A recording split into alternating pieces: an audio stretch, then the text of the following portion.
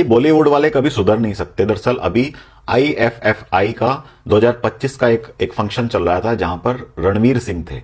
उन्होंने कंतारा मूवी, अभी आपने कंतारा मूवी देखी होगी, उसका पार्ट 1 आया था, पार्ट 2 ऋषभ शेट्टी उसमें डायरेक्टर प्रोड्यूसर थे और उन्होंने उसमें एक्टिंग की थी और शानदार लाजवाब भारत की फिल्म थी जिससे कन्नड़ा संस्कृति को, हमारी देव संस्कृति को, हमारी सनातन संस्कृति को बेहतरीन तरीके से उस मूवी में दिखाया था। और यही कारण था कि कंतारा ने बॉलीवुड सहित पूरी साउथ इंडियन इंडस्ट्री को हिलाकर रख दिया। उसने इतना पैसा भी कमाया और लोगों में प्रसिद्धि भी पाई कि हर एक शख्स उसको देखना चाहता था। लेकिन रणवीर सिंह की अंडरस्टैंडिंग भारत की संस्कृति के लिए क्या है उन्होंने मंच पर साबित किया। उन्होंने कंतारा मूवी में जो देव ऋषभ शेट्टी के अंदर आ जाते हैं और वो फिर जो फिल्म आते हैं उसकी उन्होंने नकल करने की कोशिश की। उन्हें ऋषभ शेट्टी ने समझाया कि जिस तरीके से आप इसको फिल्मा रहे हो, जिस तरीके से आप इसको कर रहे हैं, वो तरीका सही नहीं है क्योंकि इससे लोगों की धार्मिक भावनाएं जुड़ी है। लेकिन रणवीर सिंह ठहरे बॉलीवुडिया, ना इन्हें समझ है अपने धर्म की ना संस्कृति की।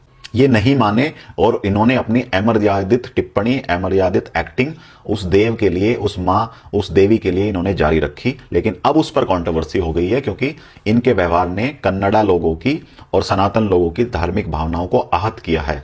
ऋषभ शेट्टी ने इन्हें समझाया था लेकिन ये नहीं माने, उसके बावजूद इन्होंने अपनी चिचोरपंथी में वो चीज करना जारी रखी। अब ये माफी मांगते घूम रहे हैं कि मुझसे गलती हो गई है और मुझे ऐसा नहीं करना चाहिए। तो आप समझिए, आपके बच्चे भी, आपके घर में जो लोग रहे हैं वो भी इन बॉलीवुड वालों को फॉलो करते हैं। इनको समझ कितनी है? इनको जीरो समझ है भारतीय संस्कृति की। इनको ये पता ही नहीं है कि भारत की संस्कृति और ये देश कैसे आगे बढ़ता है। फिर ये माफी मांगते हैं और लोग इनके बायकॉट की एक तरीके से चर्चाएं करने लगते हैं। तब इनको लगता है कि गलती हो गई है क्योंकि अब इनकी अगली पिक्चर के लिए एक वो मुहिम बायकॉट वाली शुरू हो सकती है।